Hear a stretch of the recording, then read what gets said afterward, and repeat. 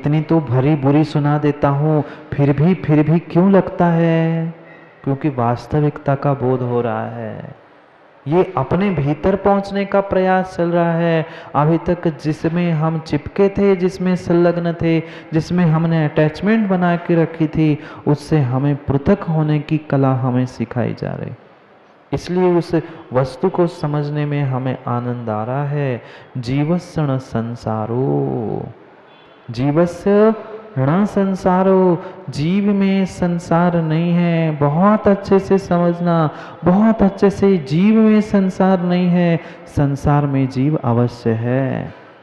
अंतर आया समझ में?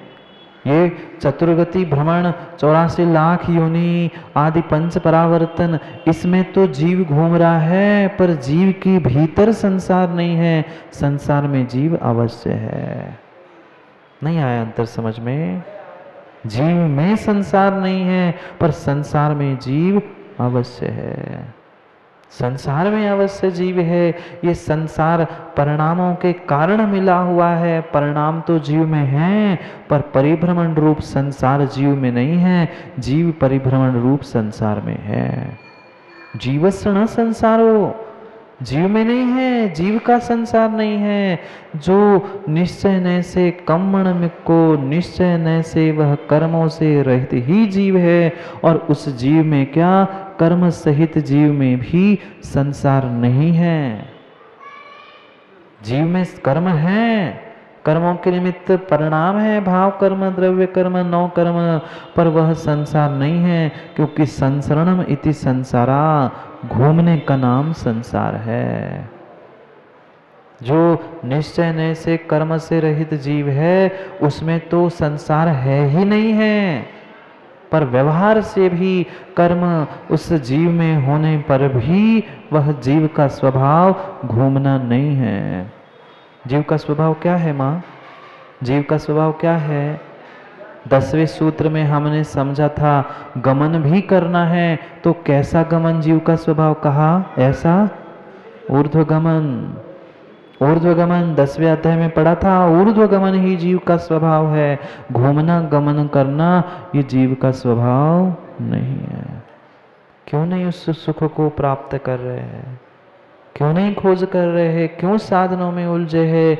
एक राजा भी बहुत दुखी था, बहुत दुखी था। वह सोच रहा था कि मैं बेटों से सुख पालूं, रानी से सुख पालूं, भोग सामग्री से सुख नहीं मिला, नहीं मिला सुख। वह पहुंचा एक बाबा जी के पास और बाबा जी से कह दिया, बाबा जी मुझे सुखी होना है, कुछ सुखी होने के लिए मार्ग या उपाय तो बता दो।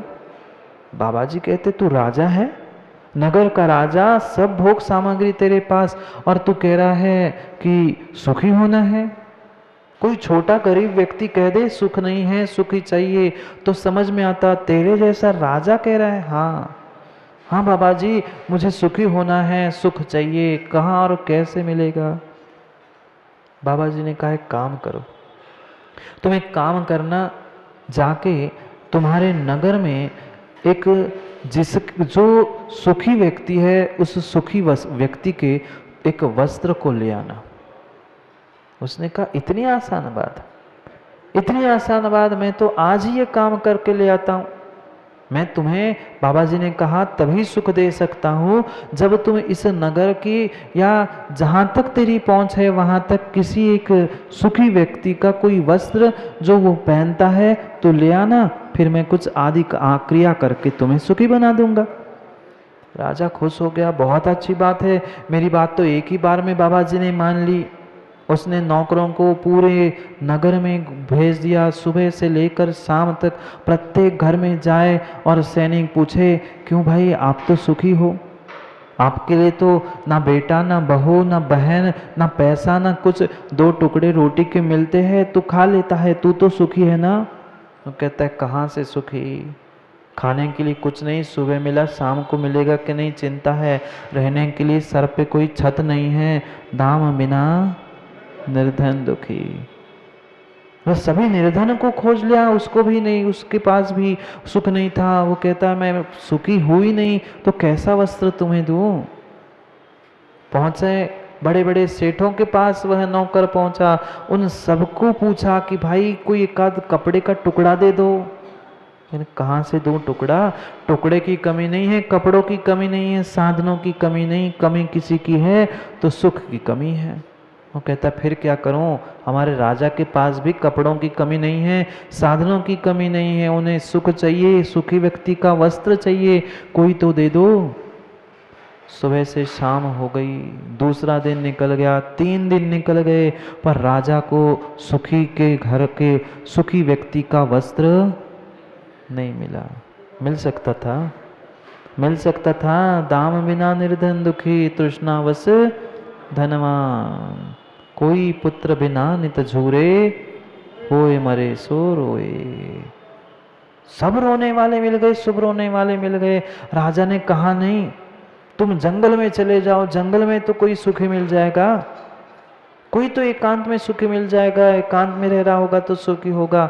वह सैनिक पहुंच गए जंगल में, और जैसे ही जंगल में भीतर बीच में पहुंचे, एक व्यक्ति पेड़ के नीचे बैठा था शांति से। उसके चेहरे को ही देखकर वो खुश हो गए कि इसके चेहरे से तो ऐसा ही लग रहा है कि यह सुखी शांति है।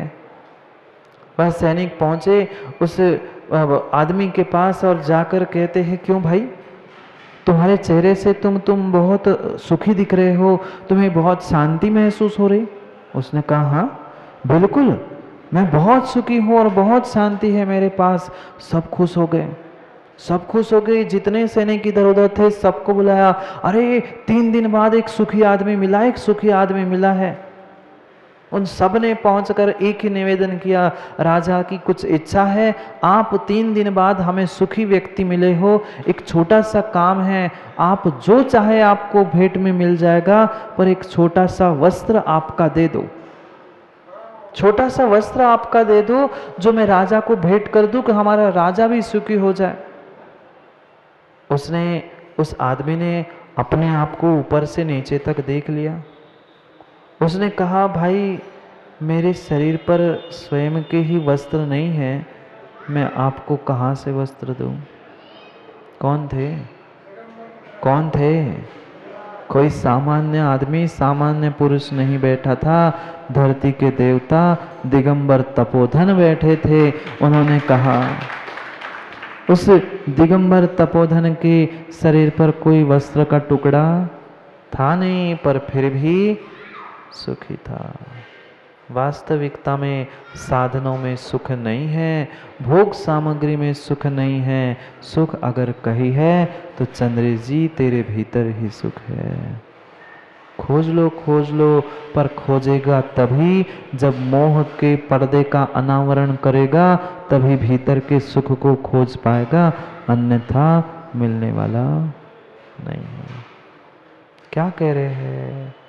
कितनी अच्छी बात कह रहे हैं। संसार मदिक्कंतो, ये संसार से अतिक्रांत जीव ही हमारे लिए शाश्वत सुख देने वाला, यह आत्मा ही तेरे लिए एक साधन है। अन्य बहिरंग साधन किंचित भी काम के नहीं है। अनाकुलत्वम लक्षणम एव सौख्यम, अनाकुलत्व ही जिसका लक्षण है वही सुख है। जहाँ आकुलता है, कम है, ज़्यादा है, नहीं है, ये सब कुछ आकुलता है, और जहाँ आकुलता है वहाँ सुख नहीं है, अनाकुलता में ही सुख है। सुख का लक्षण ही आचार्यों ने बताया, अनाकुलत्वम लक्षणम एव सौख्यम। अनाकुलता ही सुख का लक्षण है। किंचित भी किसी भी प्रकार की आकुलता है तो वह सुख है ही नहीं है। और आज तक हमने सुख के लिए ही आकुलता की, नहीं की। जो आकुलता भी हमने की वह भी सुख शांति के लिए की। तो सुख शांति के लिए की हुई आकुलता क्या हमें सुख शांति देगी? नहीं देगी, नहीं देगी, नहीं देगी। ये जितनी जितनी आकुलताएं हैं, जितने जितने तथाकथित संसार के जो सुख है, वह मात्र छोड़ने योग्य है ही है। उपादेय कोई एक है तो तेरे भीतर का संसार मदिक्कंतो जीवो। संसार से अतिक्रांत जो जीव है, चाहे निश्चय से अपने भगवान आत्मा को पहचान या व्यवहार ने से जो सिद्ध शिला पर बैठे वह सिद्ध भगवान क्यों ना हो, वे दो ही तुम्हारे लिए उपादेय भूत है। विचिंतित जो उसका चिंतन कर। कहाँ घर परिवार का चिंतन कर रहा है, कहाँ घर परिवार की व्यवस्था बना रहा है। व्यवस्था नहीं बनानी है तो अपनी स्वयं की व्यवस्था बना, क्या दूसरे की व्यवस्था बनाने में समय व्यतीत कर रहा है। अपनी व्यवस्था बना। कोई किसी की दूसरे की व्यवस्था बना पाया? बना भी ली आपने, क्या बनाने के बाद आपकी प्रशंसा सुनने मिली?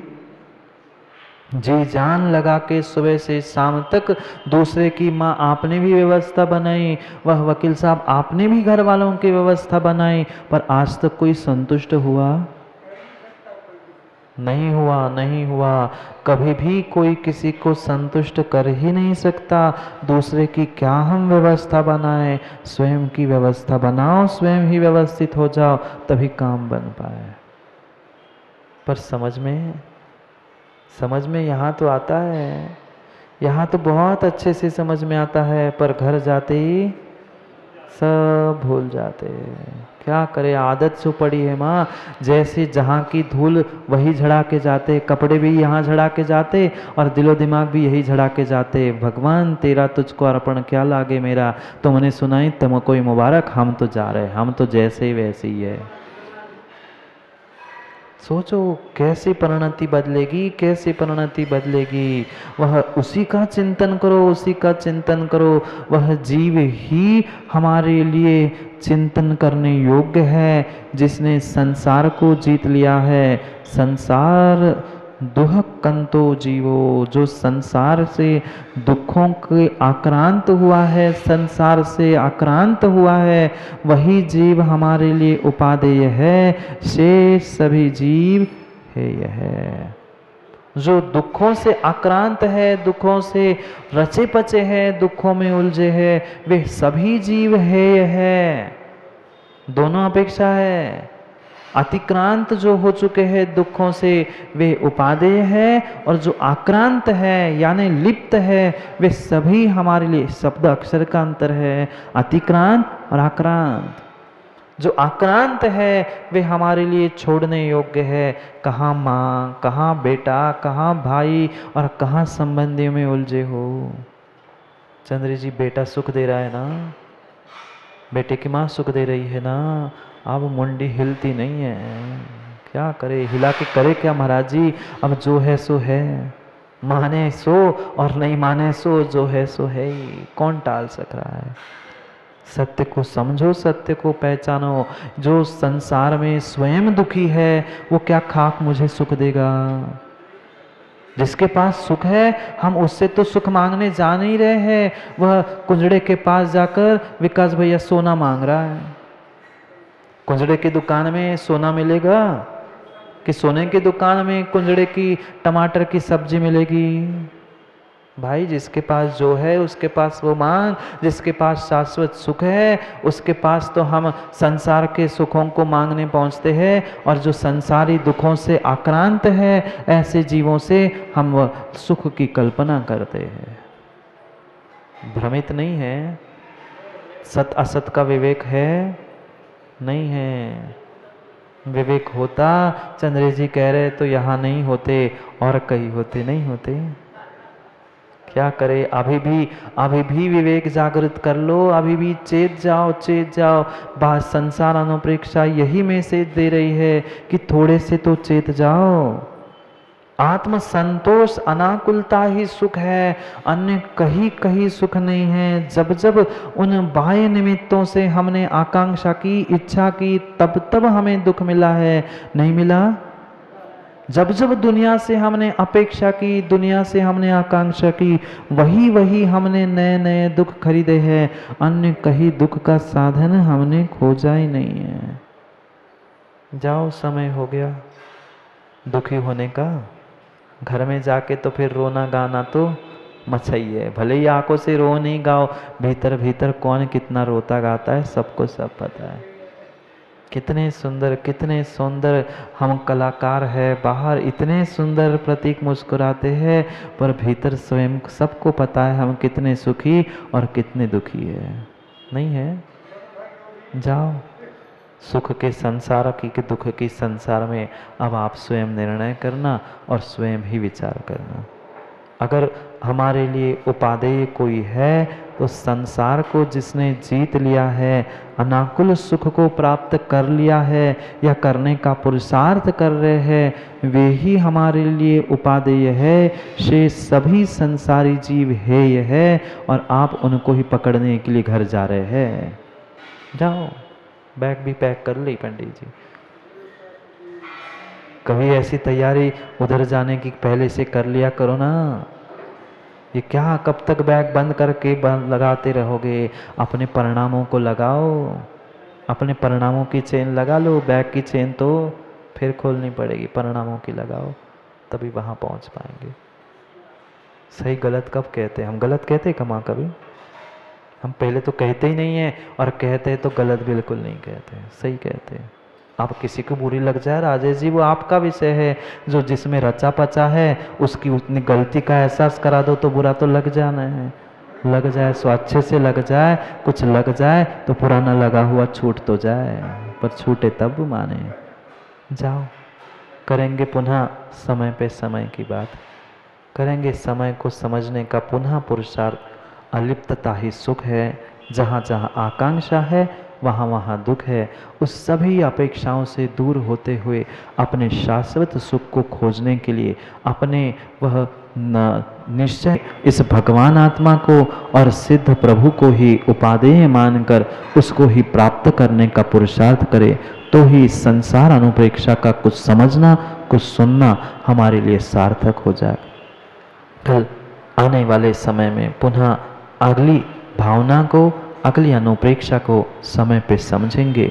उपसंहार रूप निश्चय का व्याख्यान करते हुए मुक्त जीव की उपादेयता ही हमारे चिंतनीय है, चिंतन करने योग्य है। संसार के किसी सगे संबंधी को जो स्वयं में दुख में है, उसकी चिंता करने से हम भी दुखी होंगे।